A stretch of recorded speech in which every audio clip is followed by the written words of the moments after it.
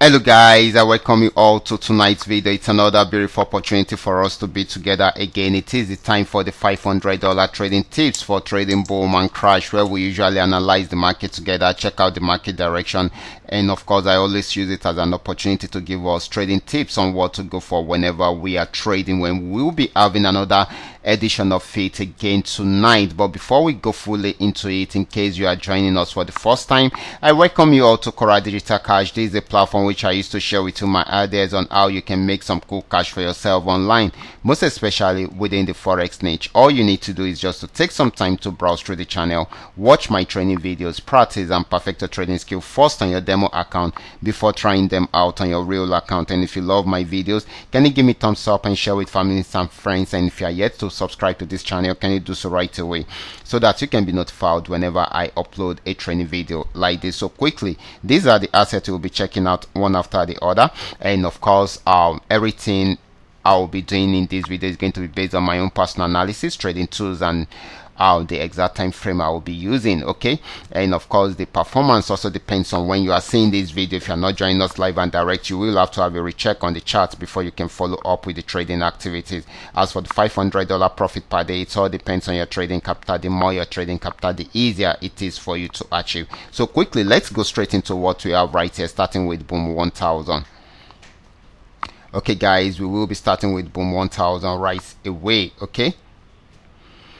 Okay guys, this is boom 1000. I'm using the 3M trend Milka trading indicator to do my analysis. Just where we have seen it, this had been on downtrend for a very long time, but it was unable to break out below this support zone, so it went back on uptrend, got to this resistance, pullback, and of course got above it, and later on changed into a support. So the markets range around there for a very long time, and of course pulled above again to create another support right here. So it is still buying at the moment. If it's unable to break out above the next resistance zone, then it will go back into a sell trend, but it needs to break out from this support zone. Okay, so that is very, very important. This is still buying at the moment until it is able to break out from the from the support zone. Okay, so that is when it will start selling. Okay, so if it's unable to break out above the resistance zone, then it will go into a sell trend, but it still needs to break out below that support zone which I showed you earlier. Okay, so that is when it will go into a full sell trend right from there. So the next asset is going to be boom 500.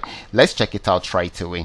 So this is boom 500, and just the way we have seen it, this had been on uptrend right from here. So it got to this resistance zone, it pulled back and played around there for a while, and of course was unable to break out below the support zone. So definitely it is still buying at the moment. So this is going to be more of a buying opportunity than a selling opportunity. So the next asset is going to be crash 1000. Let's check it out right away.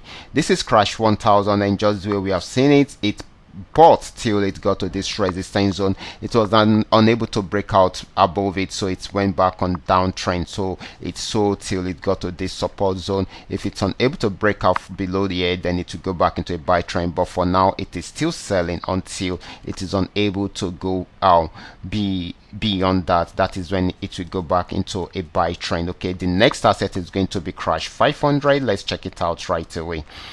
Okay guys, this is crash 500, and just the way we have seen it, this went on downtrend right from here, got to this region, played around there for it, was unable to break out below this support zone, so it went back on buy trends, and it has gotten to this same resistance zone. You can see it obeyed it right here, and it has gotten there again. So this might be selling more, but it will be trying it out again to see if it will break out above it. If it's unable to break out above it, then it will be selling right from there, buying at the moment, but it won't be for a very long time before it will start selling. Okay, so that is very, very important. But the next asset is going to be volatility 75. Let's check it out right away.